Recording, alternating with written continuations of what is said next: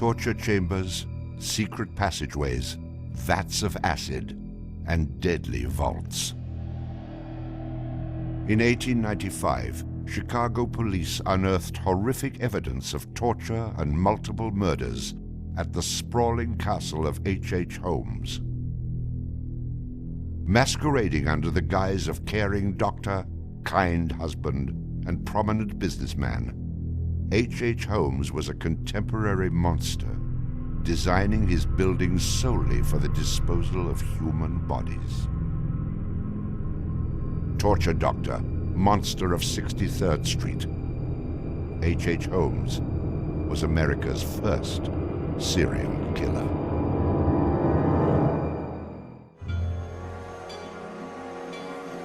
Just south of Chicago, the suburb of Englewood was thriving with commerce. The train station itself had 9 leading lines of railway and over 100 trains stopping there every day. No other suburb of Chicago had this luxury.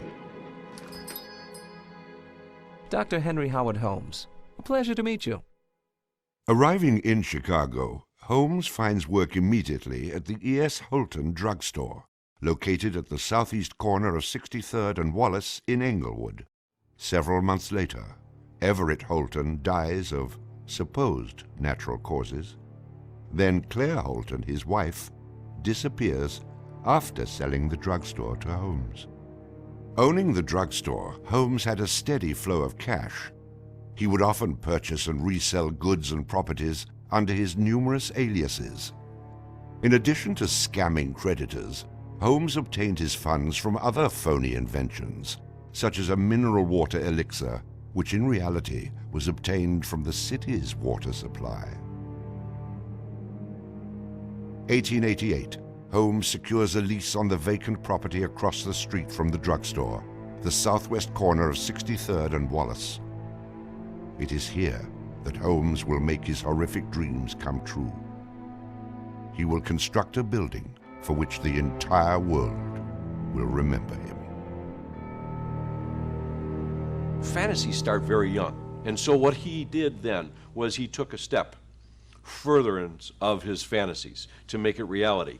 And probably, if we had done a little bit of investigation back then, we would have seen things like his plans, but not just plans for a building, because we'd expect to see architectural plans, but plans for his torture rooms.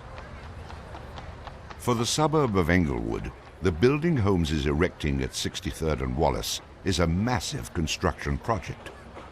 Day after day, passers-by stop to gaze at the spectacle of the many laborers working together to create a magnificent new edifice in their neighborhood.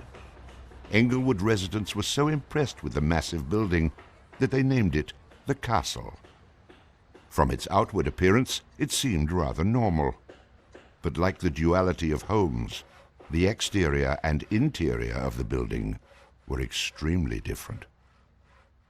Holmes himself was the architect of the building.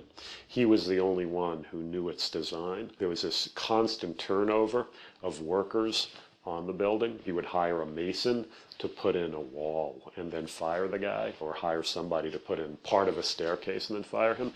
And there seemed to be several very sinister reasons behind that. One was he managed not to pay a lot of these people because he was always claiming that they were doing incompetent work. But the other, much more insidious reason was that no one except him really had a clear idea of what the structure of the interior of the house was. He had a huge bank vault installed in one of the rooms. And the way he did it was he put the vault in first while the building was under construction, and then built the room around it. And he bought this thing on credit and then refused to pay for it. The bank company said they were going to repossess the vault.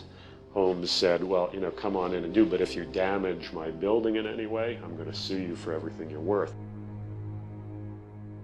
The bottom floor of the castle housed a pharmacy, jewelry store, barber shop, restaurant, and a blacksmith shop.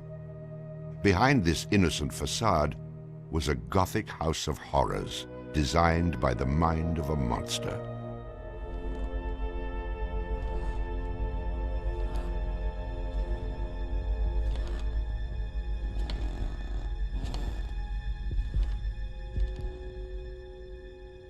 The third floor seemed innocent enough, containing rented rooms, legitimate offices, and Holmes's own bedroom.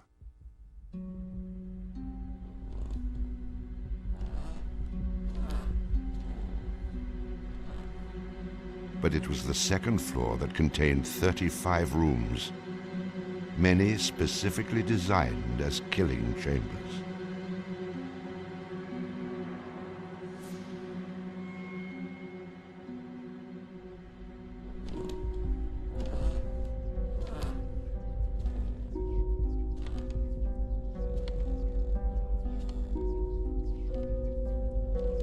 Disorienting unsuspecting victims, the labyrinthian construction contained numerous staircases and doorways that led nowhere.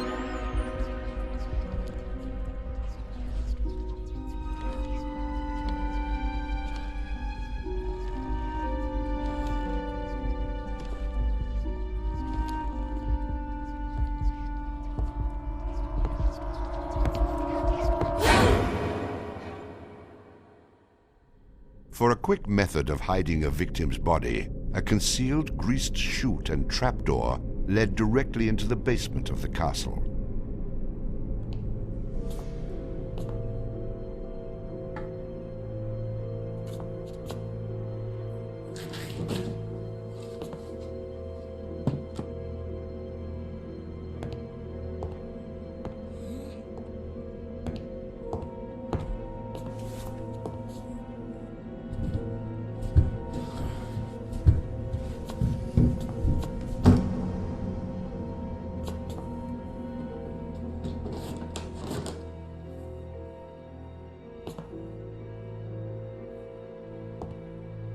The basement held the most terrifying rooms, resembling a medieval torture dungeon. Acid vats, quicklime pits, and a crematorium disguised as a glass-bending furnace were Holmes's favorite methods of immediate body disposal.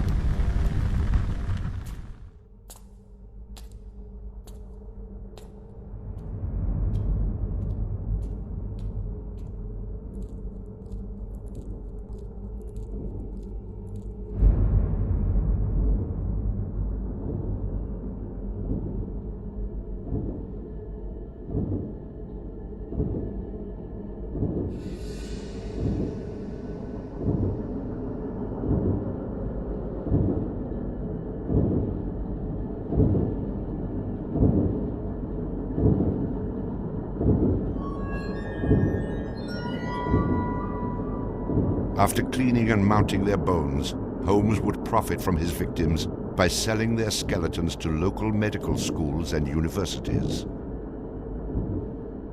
Holmes would make a killing in Chicago, financially and literally.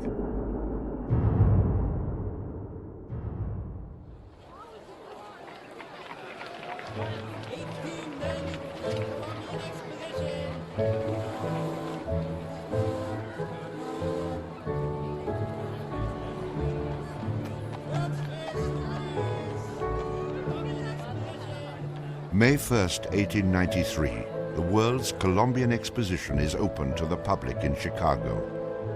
Spanning 600 acres, sprawled out along beautiful Lake Michigan, the magnificent fair is a monumental sight to behold. Over 20 million people from around the world would attend the dazzling World's Fair between May 1st and October 30th, 1893.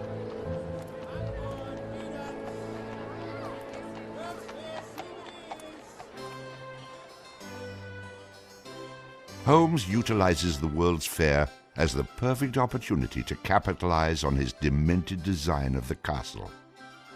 Located only a few miles from the World's Fair, Holmes's castle was perfect lodging for tourists. Holmes decides to rent rooms to visitors of the fair. He entirely renovates the upper floors of the castle, bringing in the most modern furnishings and luxuries, all purchased on credit, which Holmes had no intention of repaying. In addition to placing newspaper ads for rooms to rent, Holmes visited the fair with several of Benjamin Peitzel's children, preying on elderly women who flaunted their wealth, making sure he invited them back to the castle for a warm night's stay in a soft bed.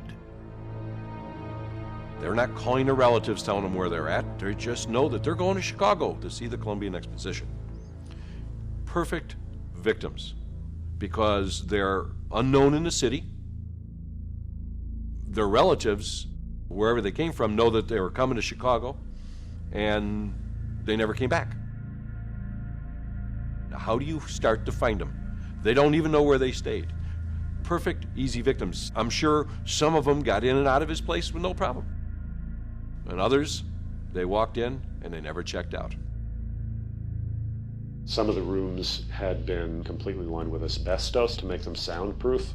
Hidden in Holmes's office was a master control panel which connected to gas lines leading into airtight sleeping chambers. Holmes would lead his victims into the rooms, lock them in, and turn on the gas, asphyxiating them while watching their demise. Let me out! Holmes, let me out, please! Holmes! Holmes! Holmes, please! Holmes! At the height of the World's Fair, Holmes masterfully juggles his castle businesses, renting rooms, dodging creditors, selling skeletons, and attending to the needs of the many women in his life. I have had many young ladies in my employ, most of whom are still living in and about Chicago, whose parents and friends know only too well that far from being their seducer, I have done much to materially help them in their narrow lives. Being a personable, attractive young doctor and businessman, Holmes won the hearts of many women throughout his life. At one point, Holmes managed to secretly have 3 wives, each never knowing of the others. In 1890, Julia Connor became Holmes's employee and mistress, living at the castle with her daughter Pearl. When she became pregnant and demanded marriage, Holmes agreed on the condition that she allowed him to perform an abortion on her. She agreed. Neither Julia nor her daughter Pearl were ever seen again. Just a week later, Holmes sold a clean, articulated skeleton to the Hahnemann Medical College for nearly $200. In 1892, Holmes acquired another mistress, Emmeline Sigrand, and employed her as private secretary. Holmes sent Emmeline into the vault to retrieve some papers and sealed it, suffocating her to death. Several weeks later, the University of Chicago acquired a female skeleton from Dr. Holmes. In 1893, Minnie Williams became Holmes's new private secretary and eventually his mistress. Minnie was the beneficiary of a property in Fort Worth, Texas, valued at over $40,000. Holmes murdered Minnie and her younger sister Nanny after having Minnie sign over the Fort Worth property to him. In 1894, Georgiana Yoke became Holmes's 3rd wife. He married her under the name Henry Mansfield Howard. Like his other legitimate wives, Georgiana lived out her entire life. On July 19, 1895, Chicago police enter the Holmes castle. The world would now learn of the horrors that the castle had kept secret for so very long.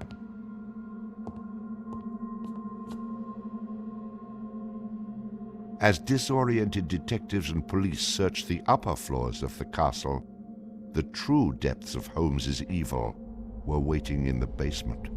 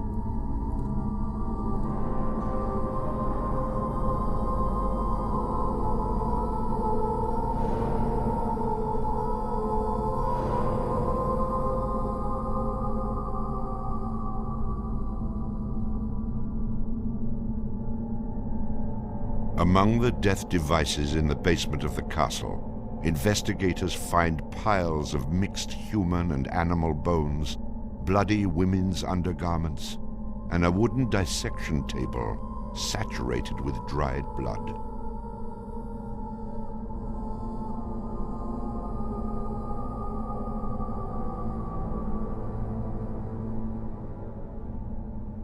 Chicago police were inundated with names of people reported missing from the World's Fair.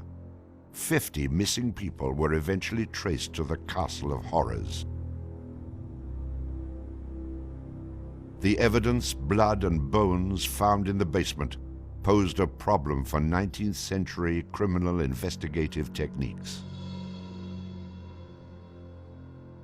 It was very difficult to go and identify even the bones as being human in origin, because with the very small fragments you didn't have enough of the identifying characteristics to be able to make that ID.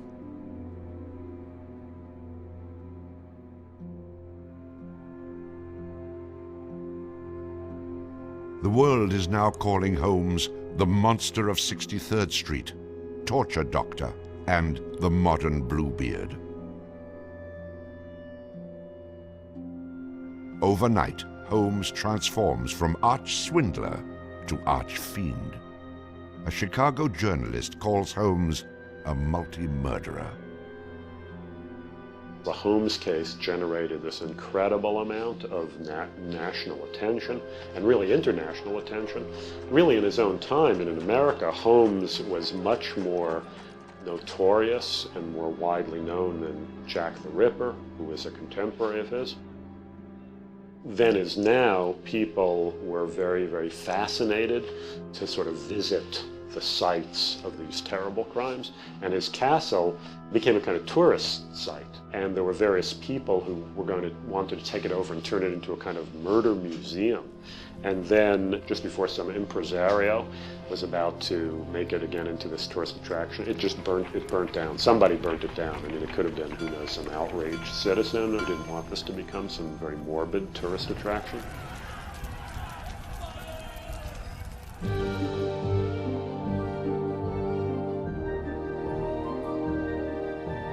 Holmes's trial was kind of the O.J. Simpson trial of the day. It just generated this huge amount of publicity. The case had become a kind of national obsession. Of course, there wasn't CNN or Court TV back then, so it couldn't be covered quite as relentlessly, but it was covered very, very extensively. There were true crime books and pamphlets and all kinds of stuff.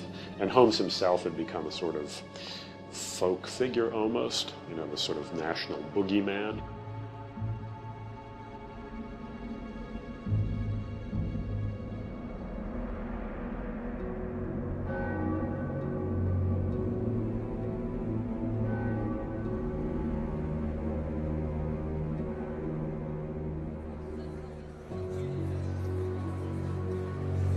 The courtroom fills for the final verdict to be read. Holmes becomes extremely nervous when not one of the jury members looks at him. In his entire criminal career, this is the moment Holmes never believed would occur. He is found guilty of murder in the first degree. Herman Webster Mudgett, alias H.H. Holmes, would be hanged on May 7th, 1896.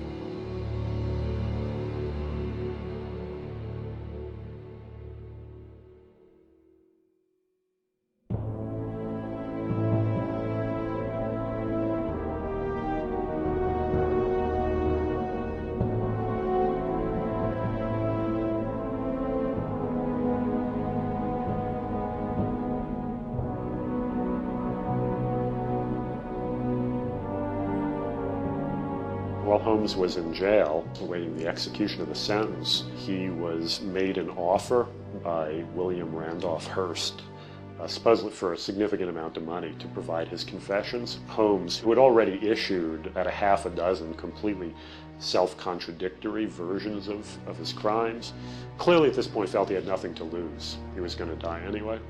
In this confession, he did a complete about-face, and portrayed himself as the worst monster who ever lived. He just basically confessed to every crime anybody had ever suspected him of and threw in a few more for good measure. He's reliving the fantasies after the fact now. He's reliving the fantasies of things that he did. She was very willing to do this, and prepared to leave the vault upon completing the letter, only to learn that the door would never again be opened until she had ceased to suffer the tortures of a slow and lingering death. The partial excavation in the walls of this room found by the police was caused by Latimer's endeavoring to escape by tearing away the solid brick and mortar with his unaided fingers. I closed the door and turned on both the oil and steam to their full extent. In a short time, not even the bones of my victim remained. It was the footprint of Nanny Williams that was found upon the painted surface of the vault door, made during her violent struggles before death. Only one difficulty presented itself. It was necessary for me to kill him in such a manner that no struggle or movement of his body should occur. I overcame this difficulty by first binding him hand and foot, and having done this, I proceeded to burn him alive by saturating his clothing and his face with benzene and igniting it with a match. As soon as he had ceased to breathe, I cut his body into pieces, and by the combined use of gas and corn cobs, proceeded to burn it with as little feeling as though it had been some inanimate object. I immediately took them to the Vincent Street house and compelled them to get within the large trunk, through the cover of which I had made a small opening and ended their lives by connecting the gas with the trunk. Then came the opening of the trunk and the viewing of their little blackened and distorted faces. Then the digging of their shallow graves in the basement of the house. The ruthless stripping off of their clothing and the burial without a particle of covering save the cold earth.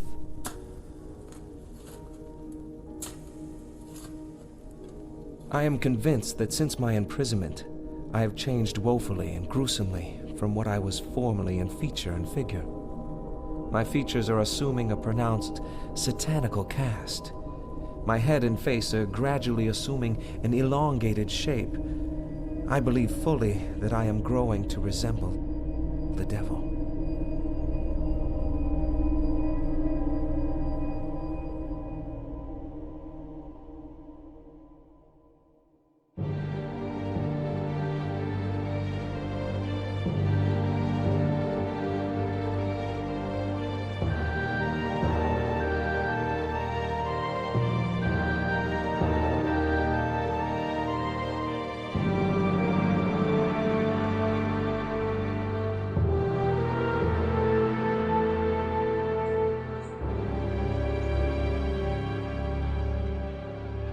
On the gallows, just before he died, he recanted.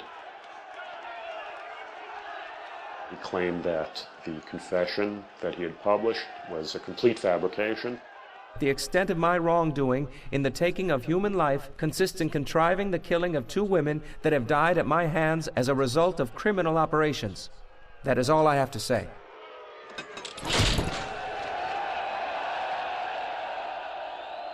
H. Holmes is hanged on Thursday, May 7th, 1896, just 9 days before his 35th birthday. At 10:25 a.m., he is pronounced dead. He was very concerned that after his execution, his body would be dug up either by medical men seeking to dissect his brain and find out what made him tick, or just ghoulish sort of, souvenir hunters. And he requested that he be buried within a big slab of concrete, which he actually was. One of the things about Holmes is that nobody knows for sure how many people he actually killed. Although in my researches, which were pretty, I feel, thorough and extensive. It seemed very clear to me that he murdered at least 9 people. There have been stories that he killed 50, 100, countless people, particularly in Chicago at the height of the World's Fair.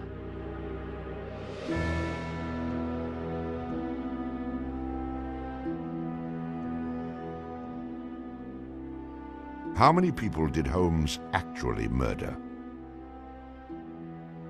Most likely, no one will ever know.